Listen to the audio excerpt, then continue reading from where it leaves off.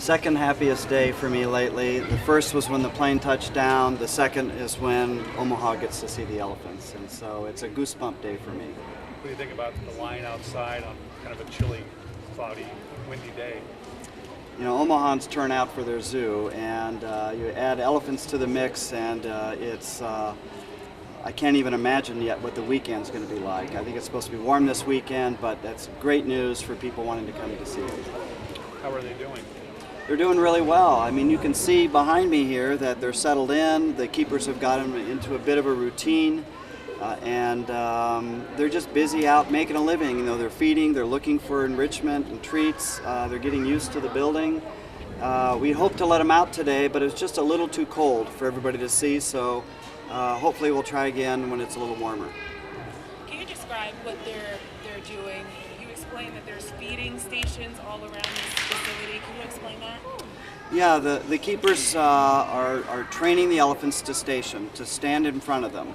And so when we let them out in the morning, they're rewarded for stationing in a different part of the back barn. Then the next thing is they're called and they move through the elephant restraint chute, and they're trained to station in another place, then brought to the front of the room. So they know out here there's hay, there's apples, there's fiber biscuits, there's treats everywhere. Their favorite is probably the browse, and you can sometimes hear it snapping behind me. They actually strip all of the bark off the limbs. And so they're just out making a living, finding the food where we've hidden it. Eventually we will even dig holes and put fruit down in the holes, and they'll be able to sniff that out and use their front legs to dig it out. And so we want them to use all their muscles.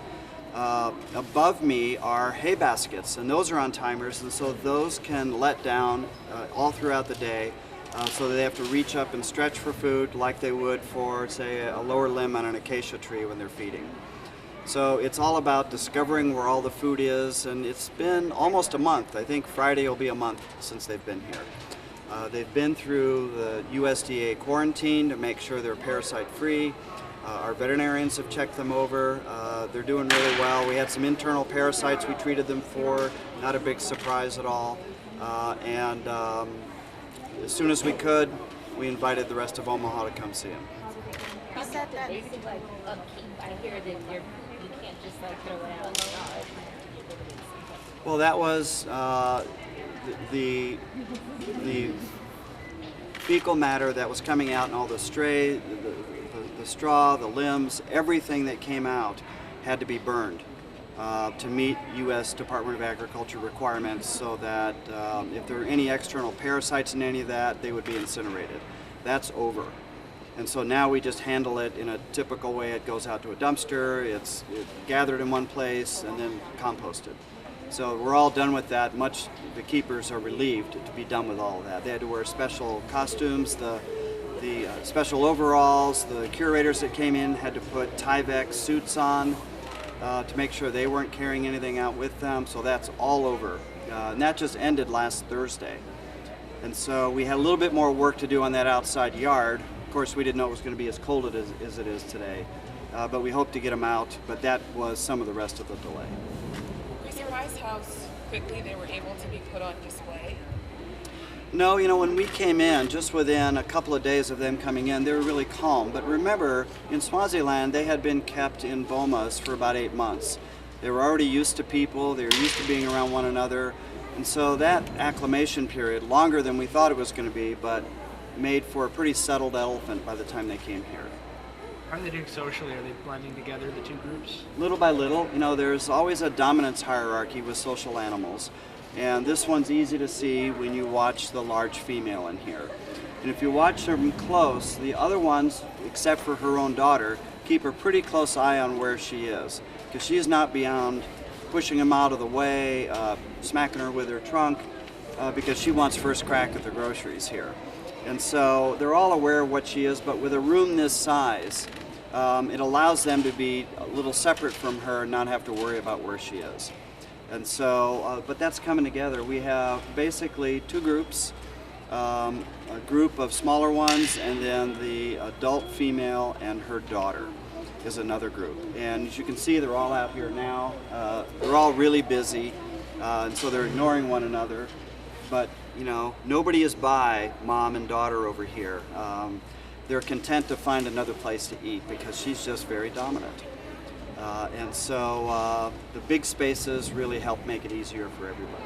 The naming contest off the table, what's the process like? Yeah, we're not going to do a naming contest. The keepers are really eager to get names for them, and we don't want to stretch it out any further. So they'll just get together and talk it out? Yeah, I'm sure they'll run it by me. Donors are a factor in this. Some of the donors may want to name them. That help, you know, really provide the funds to bring them here and to build this. And why aren't we seeing the boy today? The boy came in with a swollen ankle. He came in with that, and so our veterinarians have looked at it and determined that keeping him in a place where he can just rest and stay off of that is the best thing for him long term. They're very confident he's going to be fine. He's eating, he's very feisty. And so he's the one, he thinks he's a real tough guy. He's just all boy, this guy. And so it's a challenge just keeping him quiet just so he can rest. When will you all expect to have him out on this day? They want to be really overabundance of caution with him, so they wanted to really get past this ankle, and so it's probably at least a month before he's out fully. Besides the mother and daughter, are any of the other elephants related in any way? You know? We think that the very first one that came out is related to them. We're not sure how. And the two smaller ones are related. We're not sure how, but they're related. Eventually, our zoo will head up a genetic study of these elephants and all the elephants in North America to determine their relatedness, looking at their genes. And so then we'll have a better idea how they're related. Can you explain a little bit about their tusks? They're a little shaved down right now. The tusks were purposely, the ends were cut off so that there was concern expressed by the veterinarians in Swaziland that when they were in the crates, if the tusks were too long, they could put them between the gaps in the side of the crate and snap them off. And then expose a pulp cavity, which could be an infection route. And so rather than risk that, they just cut the ends off. They'll grow out. They'll continue to grow out. But again, the veterinarians there felt that was the best thing. The slats were put in the top for ventilation and also so the elephants could see one another on the airplane. So they can kind of see one another. Hi, I'm here, you're there, good. So they can see one another and know that everything was okay. Is that trimming down? Does that hurt or what do they feel? No, it's like trimming a fingernail. Sometimes I trim mine too short though. Well, that's why we have veterinarians doing it, not you. Did they gain that much weight? I know when they first came, the concern was they were kind of skinny. They would have to be a little bit more acclimated. Did they even gain that much weight, or how is it? You know, when they first came in, we thought they were thin. But when we started to look at body type and compare it to wild elephants, what we realized is that they look about right. They seem thin, but when you compare them to wild elephants, they look about right. We tend to overfeed them in zoos, and so we're watching that really closely. If anybody is a little bit on the thin side, it would be the largest female, but some of the little ones actually look pretty good. Look at her spine, and then look at her mom's spine. You can see a difference there. So, I mean, they're getting a fantastic diet now, and so, but we're going to watch it closely so they don't put too much weight on. What's the process like to train them to come out into this facility, and what will it be like to train them to go outside? You know, they're very keyed into food and treats, and so they're very interested in that. They were taking food from the keepers within even just a few days.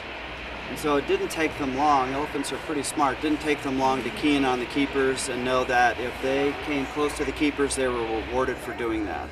So then the next step is moving the keepers and having the elephants move with them, or keeping them there for a predetermined amount of time, getting them used to commands, so when we call them over, they stay.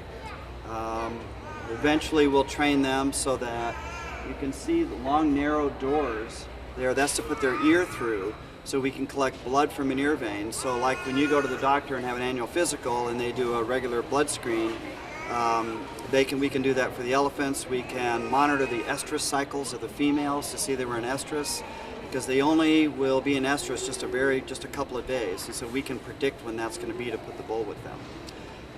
We will train them eventually to put their feet up on a stand so we can look at their toenails, their pad, make sure all that's healthy. We'll train them to open their mouth so we can check their teeth. We'll train them to do a trunk wash so that they inhale water up their nose, then blow it out, and we'll test for TB organisms by doing that. So there's a whole series of behaviors that we're yet to train. As far as outside, we'll probably put groups of 2 or 3 out at a time so they can learn the exhibit on their own without the complications of being in a social group, and then they'll all be outside together. And so that one's pretty simple. When it's been warmer, we've been open those big doors on the outside, and so they've seen the outside, can get some fresh air in, but they haven't been out. They'll go out the door. You can't see it, it goes off to the left. That goes out to that 30,000 square foot yard that's outside. And then following that, we'll move them into the 3.3 acre yard, but there's still more construction work to be done there. There's a water filter building that they're doing walls on, and that's got to be bermed up, but we're getting close. Do you know, have a timeline on that? Well, certainly by Memorial Day weekend, if not maybe a little bit before. As soon as it's available, we're going to let them have it. And what does the temperature have to be for them to go outside?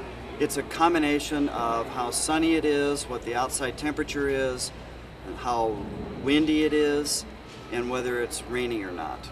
So it's a combination of those. If it were really nice and sunny out, we would have probably let them out today, but between the cloud cover and the wind, just a little too cool. I think we checked and it was in the mid to upper 30s with wind chill. Just a little too cold, and they haven't been out. In where they come from, it easily gets into the 30s and 40s overnight, but they've been inside for almost a month, used to really nice warm temperatures, and so we need to ease into this for them. We were afraid we'd open the door, they'd put their trunk outside and say, we're not going out there just yet, and then come right back in. And we were anxious to get people in to see the elephants, and so we just decided to do it inside today and check temperatures going forward. Who will they share that large yard with? Fetch their impalas, zebras? Yeah, the 3.3 acre yard will be, she just broke one of the branches. They'll be with zebras. There's, I think, 7 male impala and 3 zebras that'll be out here. We have the zebras, we have the impalas. Although the zebras are here, the impalas are out at the safari park. We're holding them out there until their barn is done. Guinea fowl too? The birds? Guinea fowl too. I forgot about the guinea fowl. So we have about 25, I think, crested guinea fowl that will go out with them. And they're here as well. We have an avian support center off exhibit that they're being held in. How are you all preparing for the weekend? I mean, I'm sure you're expecting thousands of people here. We are. How are you preparing? Well, I think we're going to do a little more parking lot management than we've done in the past. We're trying to get some of the new parking lot area striped to bring some organization to that. Other than that, we'll have our volunteers out in force. Our security staff will be here. I think we're going to have to do some line management out here so everybody can get a chance to see these comfortably. But it's going to be a busy weekend, you're right. Will there be a time limit just to allow for people to come in terms of how long they can be in here for the next request to come in? I'd like not to, but we may have to, so that everybody gets a chance. We'll see.